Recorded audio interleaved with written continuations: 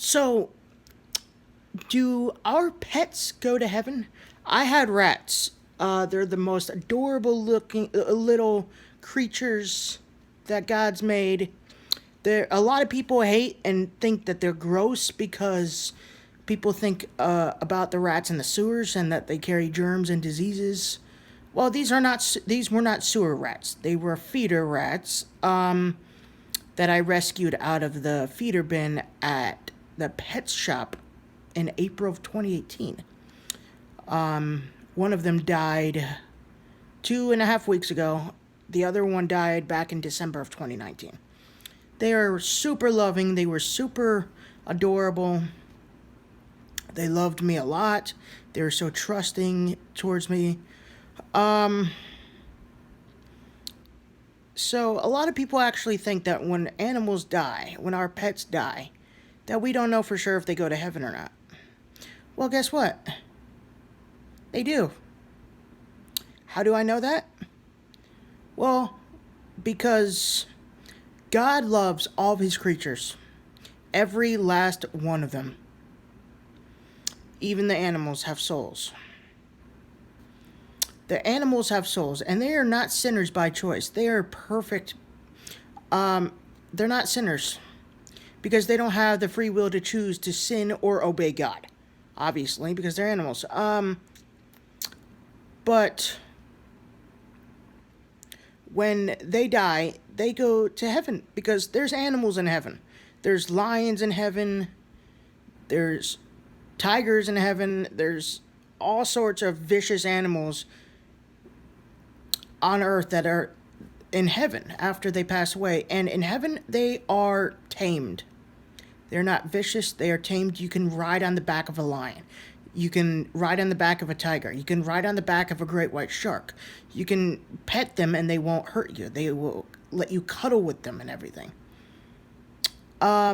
Because everything in heaven is in the presence and the fullness of the glory of God for all eternity.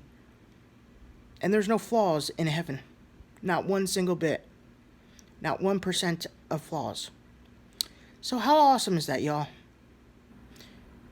Our pets do go to heaven. They do. If there's animals in heaven, then that means that those animals used to be on earth. So fret not, y'all. If you lost a pet that you love so much, if it's important to you, then it's important to God. And if it's important to God, it will be in heaven. God never lets us down. Not one single bit.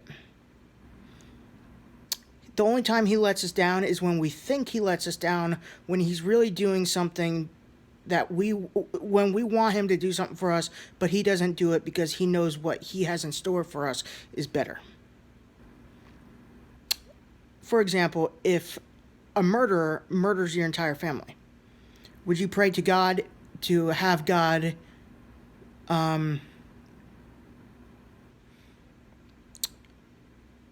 um,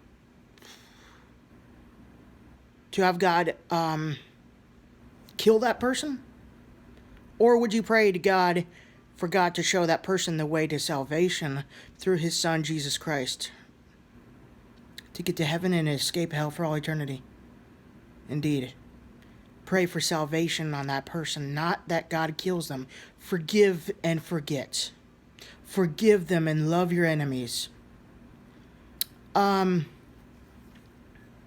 Because hell is eternity, lasts for all eternity, and obviously hell is unimaginably more worse than what somebody can do on earth.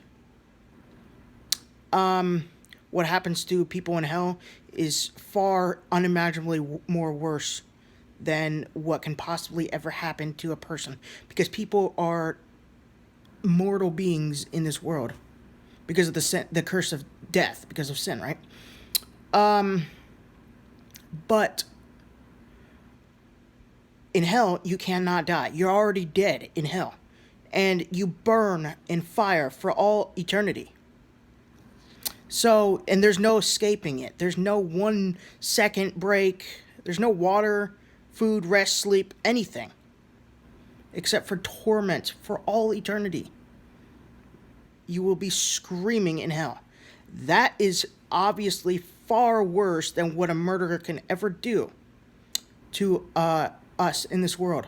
So pray for that person to get saved. That's just an example, but if that really happens to somebody watching this, just pray for them. Don't pray for God to kill that person, to smite them.